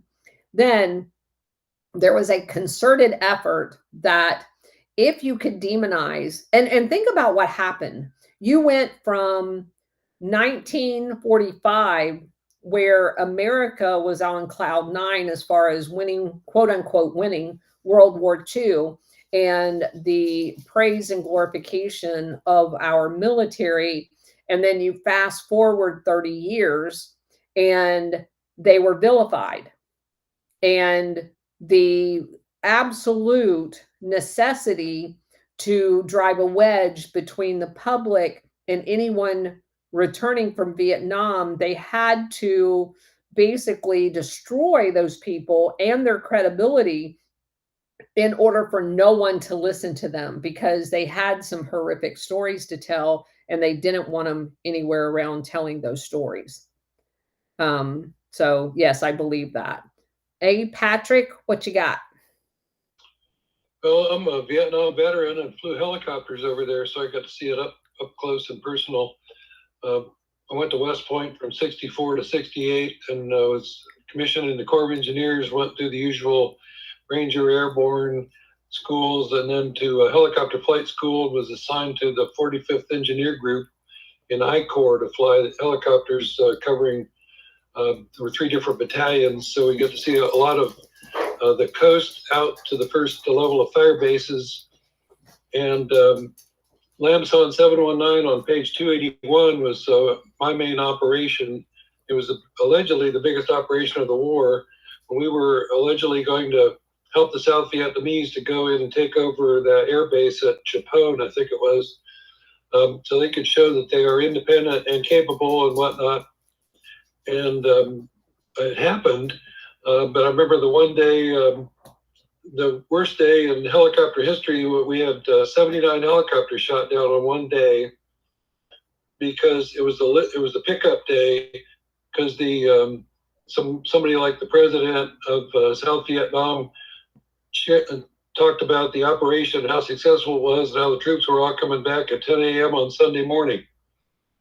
And they had a bunch of 51 caliber machine guns ready at all the pickup spots that shot down our 79 helicopters. We had all kinds of dead people, and it was. Do you remember who was president at the time? Was it Diem still? No, it was maybe it was Key, one of those next people. But if you're being over there, though, I remember I would fly around every day. I flew 6 or 8 hours. And I wasn't killing people, and if people tried to kill me, I was supposed to save the guy in the back seat. So it wasn't doing the gun stuff. I got to see a lot and hear a lot, and working with the engineers, we were doing land clearing and road building and all kinds of things. But I looked around a few times and said, what are we doing here? And I finally decided that we were there to get the good cameras and the stereos, because it was hard to figure out what else was going on. And obviously all this stuff is amazing. So there were 20 people in my West Point class who died over there in all kinds of different ways. We have a book written about them, and we celebrate them every year at different kind of reunions. But it's kind of rips your heart out when you kind of hear the truth here. Thank you for delivering it to us, Colonel. You're welcome, and obviously, thank you for sharing your story. Number one, what were the dates that you were over there? July 70 to July 71. Okay. All right. So yeah, oh God, that just rips my heart out. Obviously, I came in 79, and all of the guys that I worked with had either been in Thailand. A lot of them have worked I was in aircraft maintenance when I enlisted. And so I while I was stationed at the school at Chanute Air Force Base, all of the guys that I worked with had been in Vietnam. They had either been literally in Vietnam or they had been in, a lot of them had been in Thailand at Udorn, which is why I know so much about that operation there. A few of them had been at some of the CIA black sites in Laos. I remember some of the stories specifically, you know, from their experience there. And obviously, having gone over there, I think it was 2003 when I made my trip over there and was able for the first time to actually put eyes on all of these stories that I had heard all of in my entire career. Because I know um, that we were told as professional military officers from the end of Vietnam until, basically for the next 20 years, that Vietnam was a noble fight and that the only reason we quote unquote lost is because the war was ran out of Washington, D.C., and not the military people on the ground was not allowed to execute. But then you find out after that, and that was professional military education. That's what I learned at squadron officer school. That's what I learned at air command and staff. That's what I learned at air war college.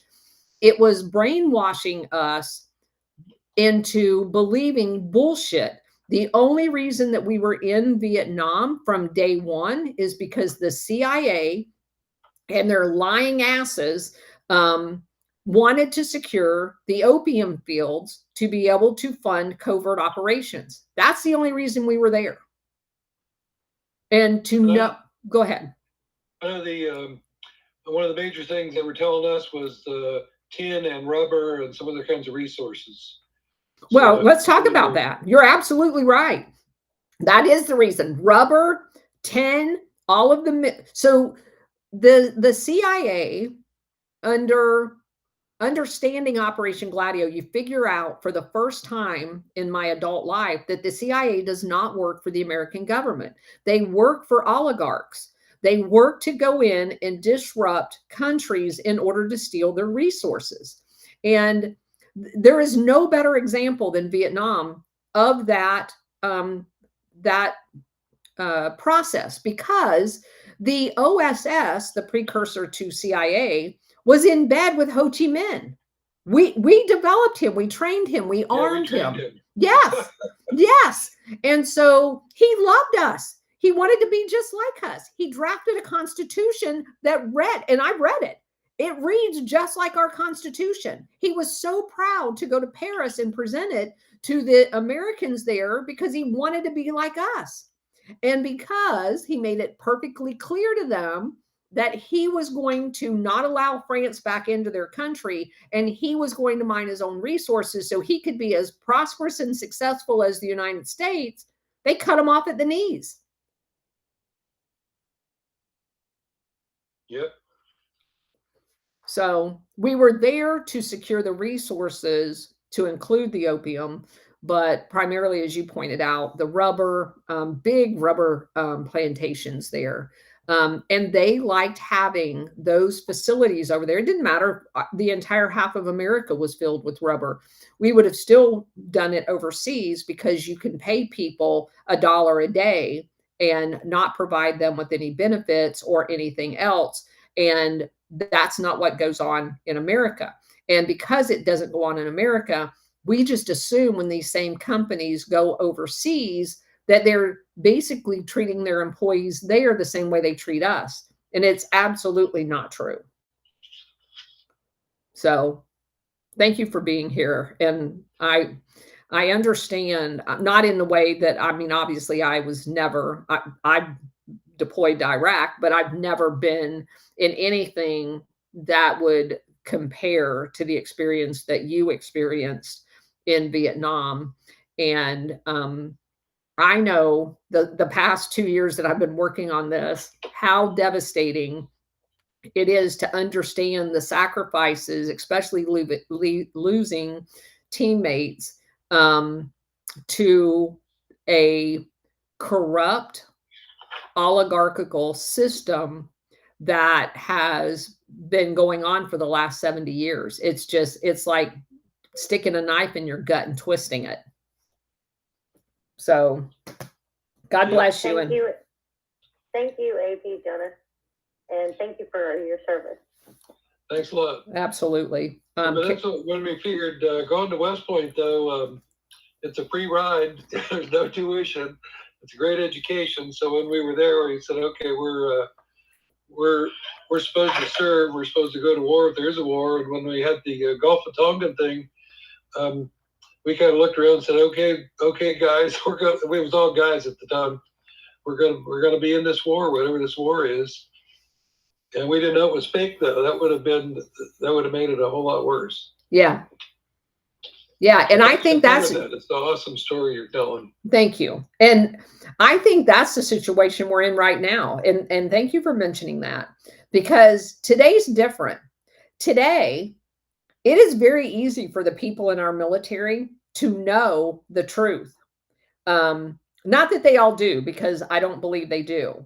I still know quite a few people in the military on active duty, and I have conversations with them about this particular topic. Now, obviously, the people I'm talking about have 17 or 18 years in the military, and they're not getting out. But the morale that is in the military, especially after the last 4 years, is devastatingly low. Most of them know the crowd, and you can attest to this as well. The crowd that is going to be the hardest hit by real information is our special forces crowd. I was just on a space a couple of days ago. I go into some of them anonymously, because as soon as I go into some, they want me to come up and talk. And I had my grandson here, so I was just there anonymously. And there was and I won't even name him because he's a good guy, but there was a special forces guy there. And the way he was talking is, obviously doesn't know anything about Operation Gladio, but talking about how they are taught at Fort Bragg that if you're at Fort Bragg, you're not in the fight. And that there's literal competition for going on the next mission to do whatever. And again, the whatever 99% of the time is based on fraudulent intelligence generated by the CIA telling you that the good guys are actually the bad guys and the bad guys are actually the good guys. And here's this guy who is chomping at the bit, ready to go kill a bunch of people, and hasn't figured out that every time he's ever been on one of those missions, he's been lied to by his own country. And part of you want to just scream, wake the F up. But the other part of you just, you want to weep at the sadness of the situation that we're currently in. But anyway, Carrie, go ahead. Go ahead. One other comment. One of our leaders at West Point was Alexander Haig. Colonel Haig. Oh my God. Exactly. So he, our senior class, our football team was good our senior year, and we were supposed to get a nomination to go to the Sugar Bowl. And suddenly they decided not to do that because of something with General Johnson. And we were, some seniors took all the Sugar Bowls out of the mess hall. They were like solid brass, really expensive things. And Colonel Haig brought all the seniors together and said, well, we received a lawful order from our superiors. We have to follow it. Bring the Sugar Bowls back. Don't let anybody know about this.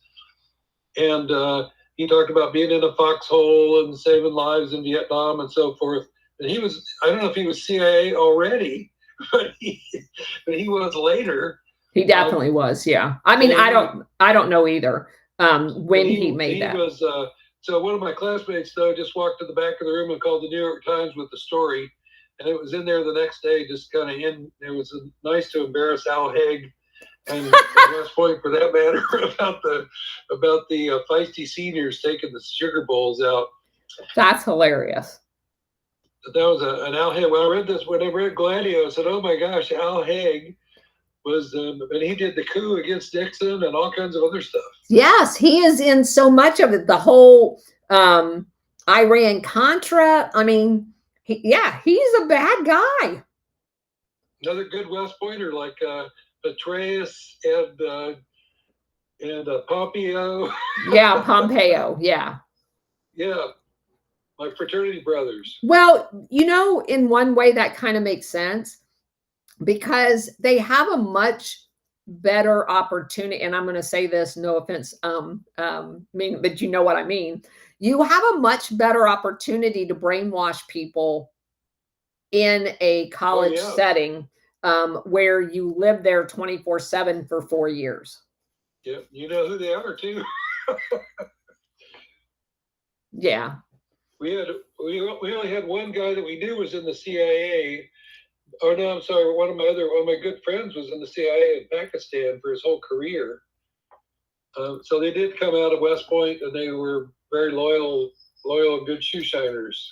Yes. Obviously, I met.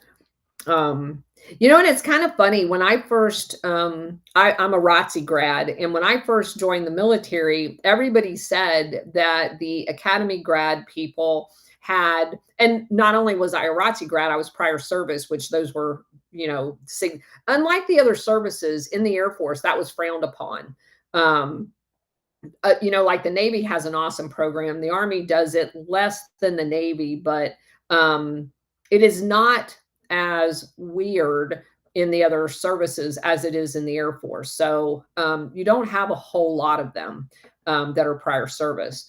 But I was told as a ROTC grad that I was going to be at a huge disadvantage because all of the real good perks went to the academy grads. Well, my first experience as an officer was at Los Angeles Air Force Base.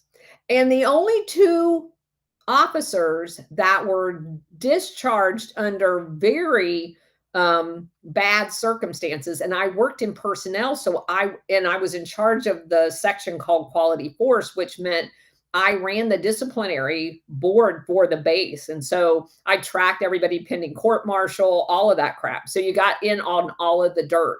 The OSI agents, like our NCIS version, we had a monthly meeting so we could track so no one, fell through the cracks as far as who was being investigated. You didn't let them PCS, blah, blah, blah. So you didn't let them move to another base while they were pending investigation, because most of the time they didn't know they were under investigation when they were being investigated. So one guy, and they were both academy grads. And so I'm thinking to myself as a second lieutenant, I'm like, these guys ain't got nothing on me. The first one was caught, had broken into pass an ID and stolen like 4,500 ID cards, and was caught in Arizona on his way to the Mexican border. And he was an Air Force Academy grad. The other guy had gotten to a fist fight and took out like 2 cops at one of the bars because he was a boxing championship guy from the academy. So I'm a very impressionable young second lieutenant going, what the hell are they doing at the academy? But anyway, very interesting. Carrie, go ahead. Hey, I would love to hear you guys talk forever. You two sharing stories, so beautiful. As you know, Colonel, I am Occupy Wall Street, and so we studied all kinds of like tactics about what we could do that was non-violent to get at these crazy fucks. And one of the things that I uncovered was this action that activists took in Czechoslovakia after the Soviet Union left. the regime was extremely brutal, and there was a lot of police violence, like incredible police violence.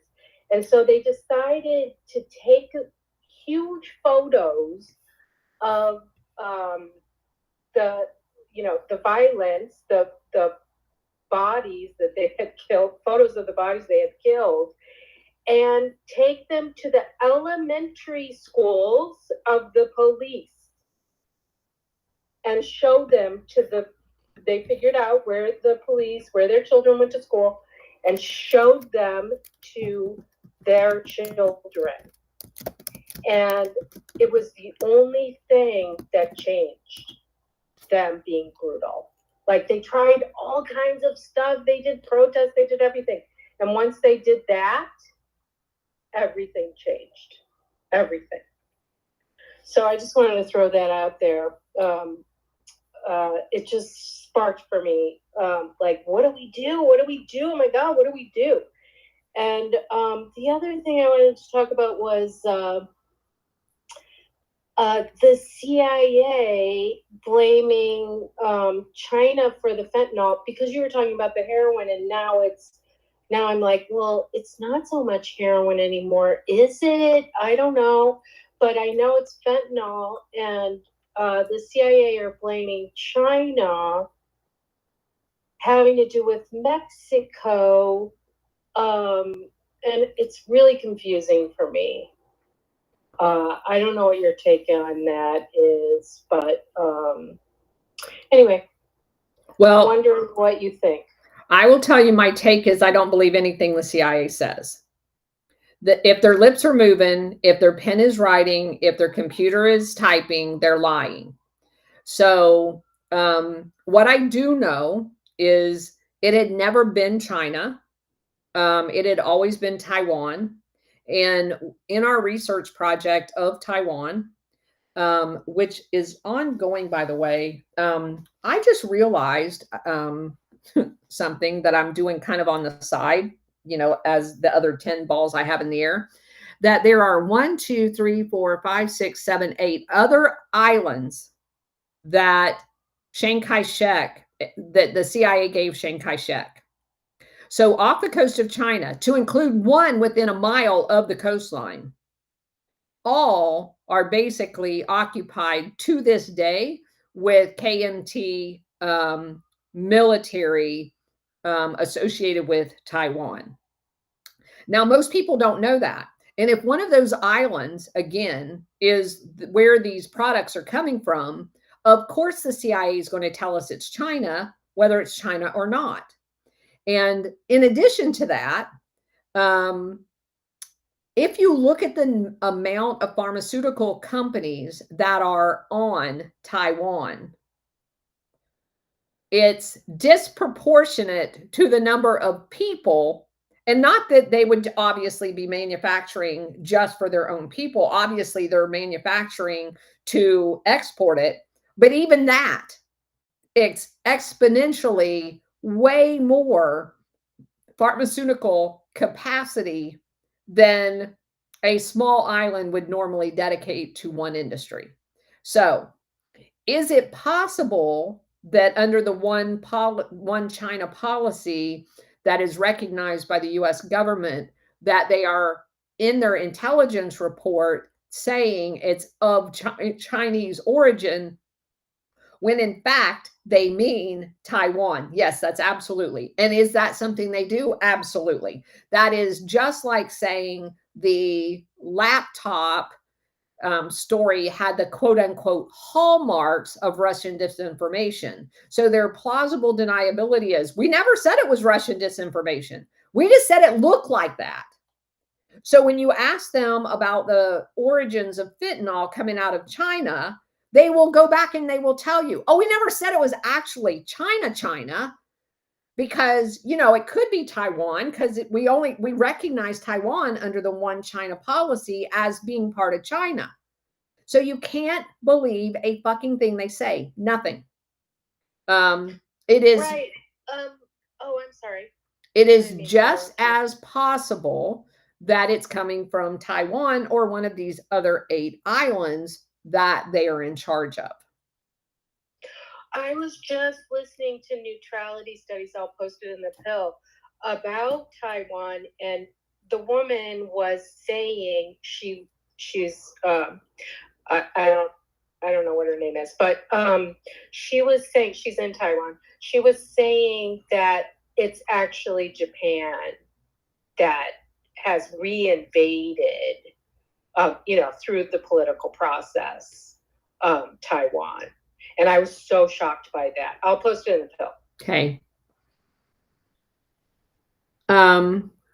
SR 71. Thank you, Colonel, and as always, thank everybody for joining us and listening in.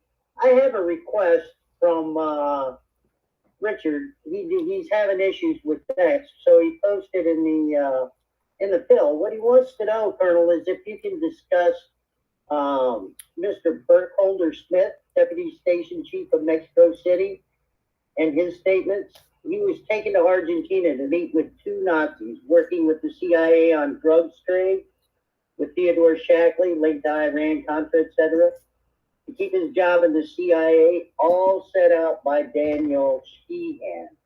I'm assuming that's a book by Daniel Sheehan or some book by Daniel Sheehan. And that's what Richard is requesting. Okay. Let me try to find it in here so I can read it myself. Did he post it in the pill? Yes, ma'am. All right. All I see is your post. You've been busy. You and my girlfriend, Patriot Sarah, y'all are awesome. Yeah, I don't see it. If you'll DM it, oh, right there, Richard, I see it. Colonel, can you discuss Mr. Burkholder Smith? He was taken to Argentina to meet Nazis working with the CIA on drug trade with Theodore Shackley, linked to Iran-Contra. All right, I'm going to have to take that as a homework assignment. I have that in one of my books, but it's out in the cottage. So I'll bring that tomorrow. I do want to give a shout out. So I just wanted you guys to know that I take my own advice. And we were at that the State of Florida Electrical Contractors Conference last weekend, wherever it was, or the weekend before that. And I was telling everybody at the table I was sitting with what I'd been doing. Because of course I couldn't join them on Friday because we had the second interview with Paul Williams. So that night when we went to the banquet, I was telling everybody about what we've been doing. And two of the people that live here in Polk County wanted the site where the podcast was. And lo and behold, as soon as I got off the air yesterday, we get a text from them. And I have to share this with you guys because I was so tickled by it. And so I'm going to say hi to Gail and Randy. Hopefully they're watching again. And he texts saying, me and Gail are watching Roxanne. That girl is one badass. We love her. So, of course, my husband sends them, a heart back. And so evidently they have now joined the family of watching through Rumble. And welcome Randy and Gail to History Uncovered by the Colonel.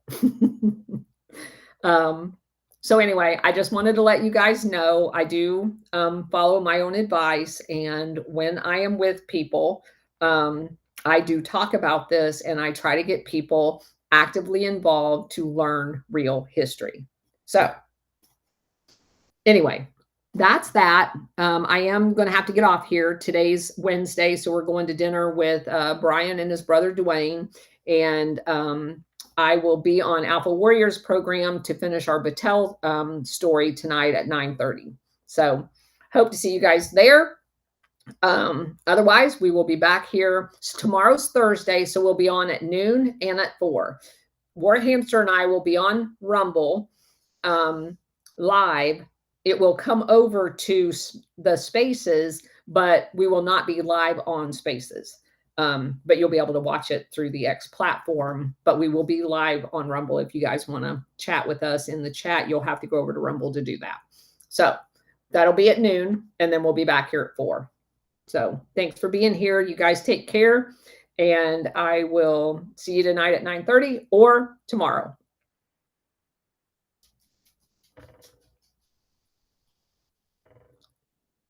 All right, we're off on X. Let me look through here. I see Jester of Knights telling me that some of the junior officers know. Some of them have only heard things, that we are the last to wake up. All right, I'll take it. But I'm telling you, a lot of the soft people don't know. Jester, if you're still here, my friend who's an active duty Air Force colonel, one of the air liaison officers with the Army, he just left Fort Bragg before he went to San Antonio. They don't know.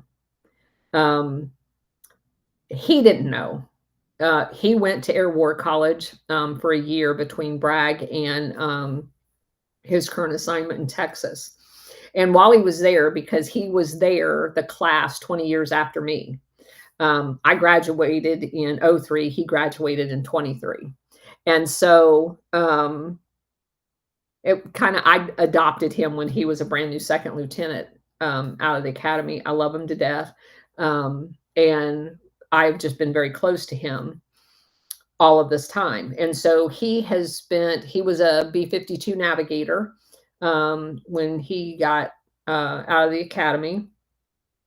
And other than like the 7 years he was doing that, he spent the rest of almost now 20 years embedded in Army units. He's been at Fort Campbell, he's been at Fort Bragg, he's been all over. He was in Alaska with the Army's unit up there, been on deployments with all of them. He didn't know any of this, and neither did any of the people that he's with. So obviously, having been in the Army, in bed all of this time, he has lots of Army buddies. And he also, because he's an academy grad, keeps in very close contact. They have like annual reunions with his academy class. Almost none of them know any of this. So the year that he was from 02 to 03, 22 to 23, that he was at Air War College, he was working on a special project there in a special group, kind of a set aside. And I spent, and because he was separated from his wife who stayed in North Carolina at Fort Bragg, I spent a lot of time on the phone with him. And I basically started telling him all of this stuff. And he's going to command this summer back in an Army unit. And he's picking up the phone, he's calling people, he's talking to people at Air War College, which of course come from all over the world. There's a foreign student, at least one in every seminar there, and there's like 25 seminars. There's civilians there. And so he's just kind of casually, because I wanted to know, he's casually asking around. I have one of my girlfriend's 3 sons are all on active duty, major, and, her and I meet often and talk about this stuff. And while she shared some of this with her sons, they don't know. They don't know any of this. They're all academy grads as well. There is a lot of indoctrination that goes on. And quite frankly, having spent time over at MacDill, dealing a lot with SOCCENT, the Special Operations Command of CENTCOM, and the people involved there, I don't think they want to know. They enjoy what they do. And God bless them for doing it, if they think what they're doing is noble.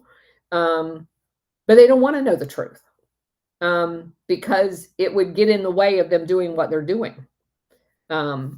So not necessarily